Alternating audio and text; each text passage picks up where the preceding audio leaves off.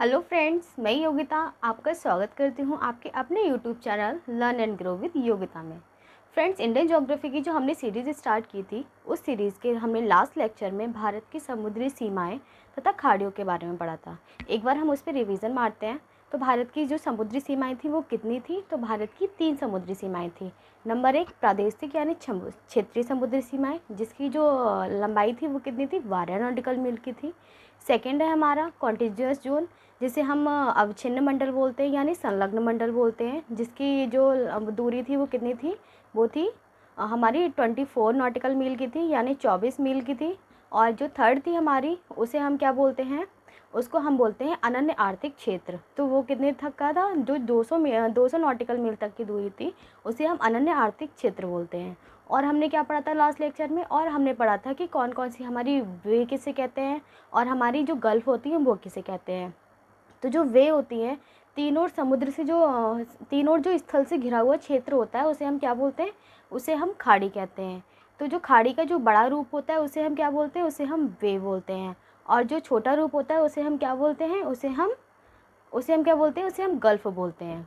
तो फ्रेंड्स, आज Indian geography की इस लेक्चर में हम भारत की भूगर्भीय चट्टानों के बारे में पढ़ेंगे कि हमारे भारत में जो चट्टानें किस प्रकार से निर्मित हुई, तथा कालानुक्रम के अनुसार कि धीरे धीरे कौन सी चट्टानें बनी, तथा उनमें कौन कौन से खनिज पाए जाते हैं और कौन कौन से क्षेत्रों में ये चट्टानें पाई जाती हैं। इन सभी के बारे में आज हम पढ़ेंगे।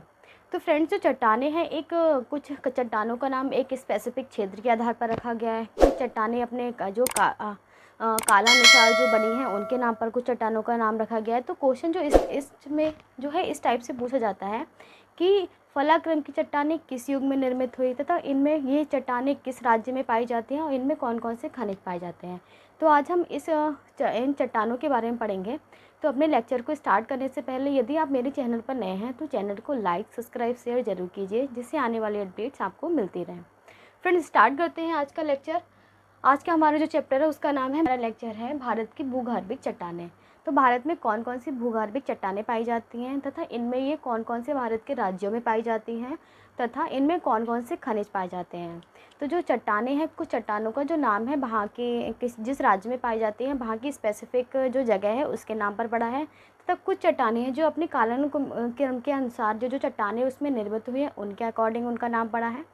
तो फ्रेंड्स, आज के हम इस वीडियो में भारत की भूगर्भिक चट्टानों के बारे में पढ़ेंगे। तो इससे जो क्वेश्चन है वो किस टाइप से बनते हैं? तो ये पूछा जाता है कि भारत में कौन कौन सी चट्टानें पाई जाती हैं, तथा ये चट्टानें ये कौन से राज्य में पाई जाती हैं, तथा इन चट्टानों के अंतर्गत कौन सा खनिज प्राप्त होता है। तो इन्हीं सभी के बारे में आज हम पढ़ेंगे। तो फ्रेंड्स, यदि आप मेरे लेक्चर चैनल पर नए हैं तो चैनल को लाइक, सब्सक्राइब, शेयर ज़रूर कीजिए, जिससे आने वाली अपडेट्स आपको मिलती रहें। तो अपने लेक्चर को स्टार्ट करते हैं। आज का हमारा चैप्टर है भारत की भूगर्भिक चट्टानें।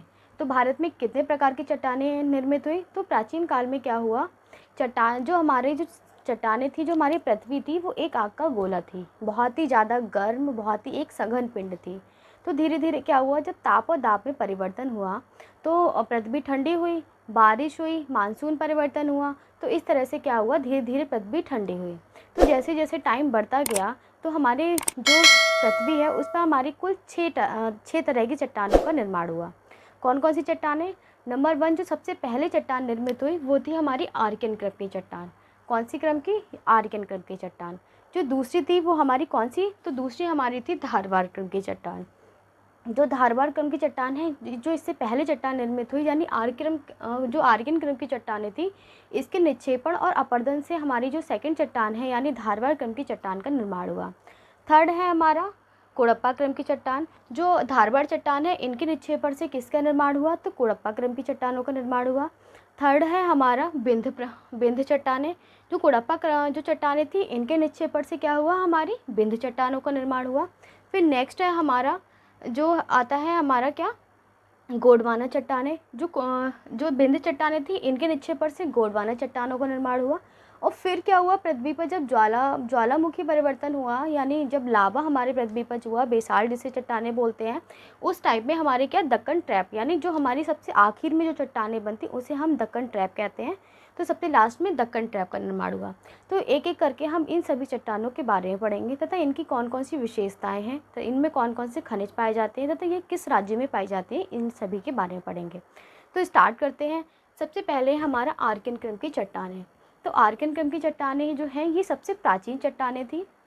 इन चट्टानों पर ये क्या है, ये रवेदार चट्टानें थी, लेकिन इसमें क्या था, जीवाश्म का अभाव पाया गया था, क्योंकि जब बारिश नहीं हुई होगी तो उस टाइम क्या हुआ था, पेड़ पौधे जीव जंतु नहीं थे, इसीलिए इन चट्टानों में जीवाश्म का अभाव पाया जाता है तथा ये मुख्य हिमालय के गर्भ में भी पाई जाती हैं। आर्कियन क्रम की चट्टानें जो हमारा हिमालय था, यानी जिसे हम हिमाद्री या पूर्वी हिमालय बोलते हैं, जो बोलते हैं प्राचीन काल में, उसमें भी ये चट्टानें पाई जाती हैं।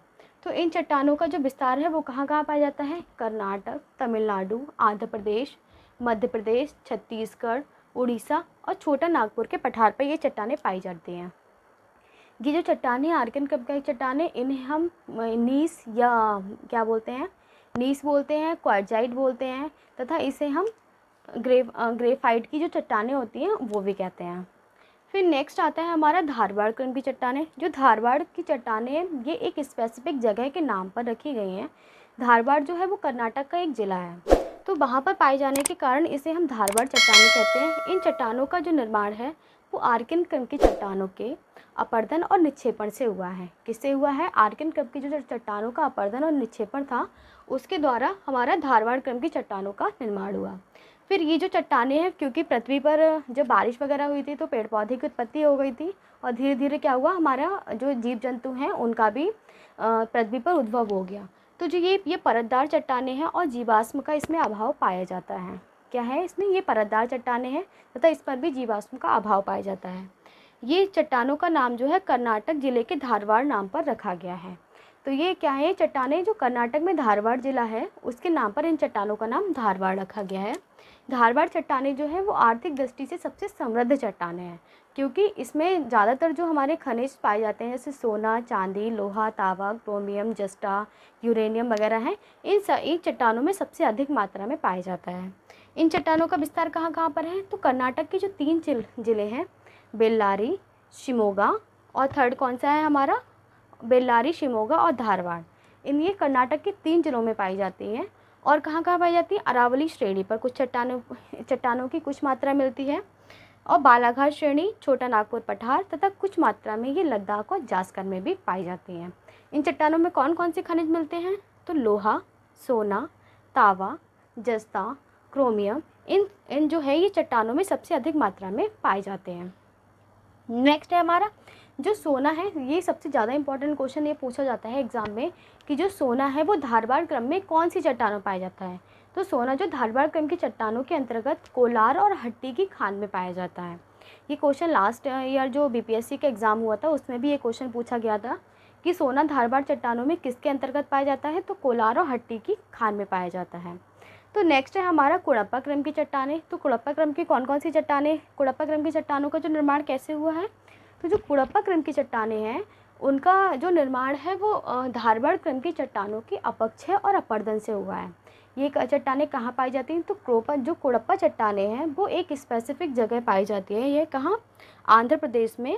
तो आंध्र प्रदेश में जो कुड़प्पा ज़िला है उसके नाम पर इसका नाम पड़ा है कुड़प्पा क्रम की चट्टानें।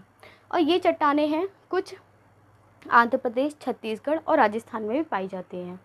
कुड़प्पा क्रम की चट्टानें कहाँ पाई जाती हैं, तो आंध्र प्रदेश और राजस्थान और छत्तीसगढ़ में पाई जाती हैं।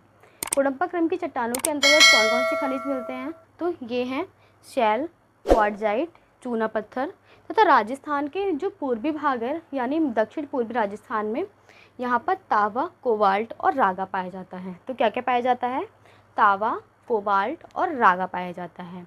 तो फ्रेंड्स आज के लेक्चर में हम इतना ही, जिसमें हमने आज कौन कौन सा पढ़ा था। आज हमने पढ़ा है आर्कियन क्रम की चट्टानें, धारवाड़ क्रम की चट्टानें और कुड़प्पा क्रम की चट्टानें।